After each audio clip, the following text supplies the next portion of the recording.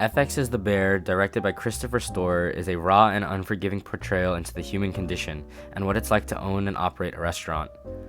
The show depicts the emotions and interactions of people at their lowest and highest, but at the heart of the Bear we have Carmen Brizado, a chef shaped by trauma as much as he is by talent. While Carmen's trauma is made known by the end of Season 1, his unconscious mind through dreams, defense mechanisms, and short temper has long shown that his breakdown during Episode 8 wasn't just a sudden realization, but an inevitable collapse. But before I begin, I want to touch on the lens I will be using for this video, which is the psychoanalytic lens. This lens is the central focus of this video, but what does that even mean? The psychoanalytic lens serves as an umbrella term for multiple subsets of theories based around psychoanalysis and how it is applied to literature. The foundational theory is the psychoanalytic theory coined by Austrian neurologist Sigmund Freud, and is established on the notion that our thoughts and actions are based on the unconscious mind. This theory is the central lens and includes multiple parts, those being the unconscious mind, psychosexual stages of development, defense mechanisms, and the psychic apparatus.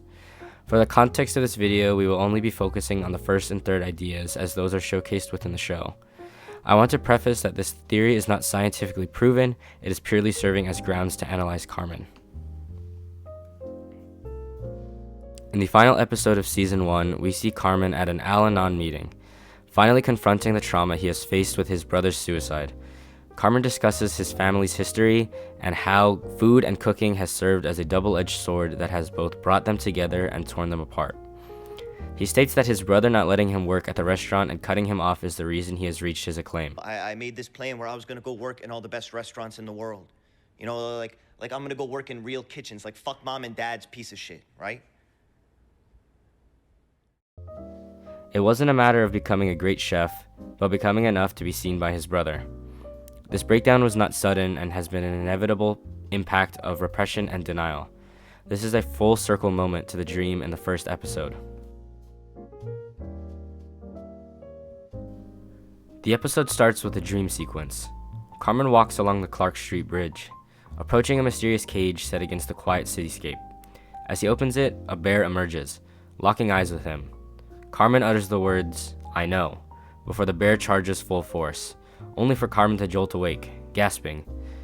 The bear makes use of these dream sequences often, and it makes sense, right? Because the interpretation of dreams is the royal road to a knowledge of the unconscious mind. In this case, the bear in Carmen's dream is a manifestation of repressed emotion, and its release serves as a metaphor for how you can't repress emotions. But Carmen's words to the bear are just as important as the other events of the dream, because "I know" serves as unconscious recognition. Carmen unconsciously knows from the very first scene of the show that he can't keep these emotions at bay, yet he still does, fully knowing that it will attack him. We know that Carmen represses his emotions and trauma, but how exactly does he do it? And how does it lead to his inevitable collapse within Episode 8? Staying on Episode 1, we see Carmen demonstrate multiple defense mechanisms such as dismissiveness in his first interaction with Sydney, and projection in his argument with Richie. His unconscious mind is taking control of his actions. Why address the situation at all when I don't have to? Why consider my own competency when I can just project it onto others? We also see the unconscious mind at play with his temper. Carmen has outbursts often, displacing his own inner turmoil onto his crew for any mistakes. We see this during Episode 2 when Tina messes with Sydney's chicken stock, or during the entirety of Episode 7 when a mistake is made with the to-go tablet and they have pre-orders left open. This anger doesn't stem from nowhere. It's the unconscious mind trying to process grief and guilt that he tucks away, and when all these efforts to avoid his emotions stop working, his collapse becomes written in stone. So again, while Carmen's trauma is made known by the end of Season 1, his unconscious mind through dreams, defense mechanisms, and short temper has long shown that his breakdown during Episode 8 wasn't just a sudden realization, but an inevitable collapse. But before I go, I want to leave you with one question. What can we take away from Carmen and apply to our own lives?